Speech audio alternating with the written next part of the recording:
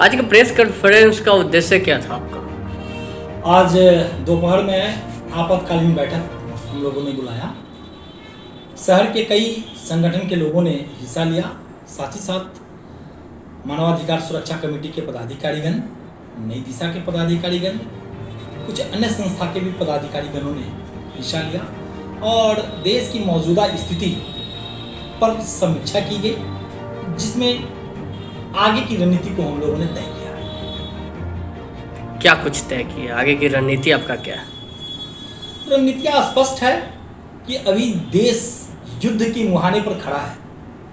हम यह कह सकते हैं कि अप्रत्यक्ष रूप से युद्ध घोषित हो चुका है। युद्ध के लिए हम लोगों को अपना मनोबल तैयार रखना होगा, ऊंचा रखना होगा और पाकिस्तान को जहां तक हो सके वहां तक मुंह तोड़ जवाब देने के लिए भारत के एक एक लोगों को दृढ़ संकल्पित होना होगा।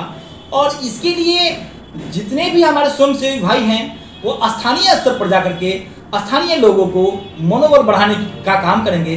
साथ ही साथ अंदरूनी तैयारी हमारी यहाँ तक है कि अगर हमारी सेना को ब्लड की आवश्यकता हो तो हमारे स्वयंसेवक ब्लड बैंक डोनेशंस कैंप लगा करके, ब्लड रक्तदान शिविर चला करके सेना के लिए रक्त भी हम लोग मुहैया करें। उस जवान को क्या कहना चाहते हैं जो आतंकी पर पाकिस्तान में घुस करके आतंकी के ठिकानों पर हमला करके, उस जवान के लिए क्या कहना चाहते हैं? वो भारत माता का जाबाज है, उसके लिए तो दिल से साधुवाद है।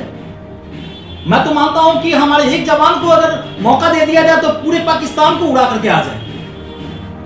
क्या लग रहा है, मौका मिलेगा? मोदी जी के शासन में इस तरह की अपेक्षा रखी जा सकती है, लेकिन अभी तक दुखद है कि अब मैं सरकार पर पूरा आक्षेप नहीं कर रहा। घटना के तो बहुत दिन हो गए हैं और अगर देर आ रही है सरकार तो जाहिर सी बात है कि मैं मानता हूं कि कुछ दुरुस्त रणनीतियां जरूर होगी। रात करीब 2 बजे से पहले युद्ध छिड़ गया है। इसमें सरकार विभिन्न प्रकार मुद्दाओं पर लेकर के अलर्ट भी किए है। इस पर आपका क्या विचार? देखिए, मेरा व्यक्तिगत निजी विचार हो सकता है कि मैं इसको युद्ध की संज्ञा नहीं दे रहा। ये तो अभी आतंकियों के विरुद्ध कार्रवाई है, युद्ध की संज्ञा इसको नहीं दी जा सकती है। अभी मैं तो मानता हूं कि एलओसी है, एलओसी का कोई काम ही नहीं रह गया है। हमारे सैनिकों को आज़ादी मिलनी चाहिए कि वो एलओसी पर दिवाली मनाए। अच्छा, एलओसी का कोई जरूरत ही नहीं है। जो मुजफ्फराबाद, जो पाक अधिकृत कश्मीर है, उसके पाक अधिकृत कश्मीर कहलाने का कोई नैतिक अधिकार नहीं। वो हमारा भूभाग है। कहीं ना कहीं हमारे जो पूर्वज थे या नेतृत्व के लोग थे, वो उनकी गलतियों और खामियाजा आज हम झेल रहे हैं, वरना पाक अधिकृत कश्मीर का क्या काम? आप इसके लिए तो हरि सिंह की संधियों पर जाना होगा, जहां भारत के संग में अभी तक यही रहा कि शासक जो है सो लिख करके दिया और वह संघ में सम्मिलित हुआ। हरि सिंह ने कश्मीर को जो है सो लिख करके दिया और भारत के संघ में वो सम्मिलित हुआ। इसमें पाक अधिकृत कश्मीर और यूएन वगैरह का तो कोई झमेला ही नहीं। क्या लग रहा है इस युद्ध में कौन कौन देश भारत को सपोर्ट में है?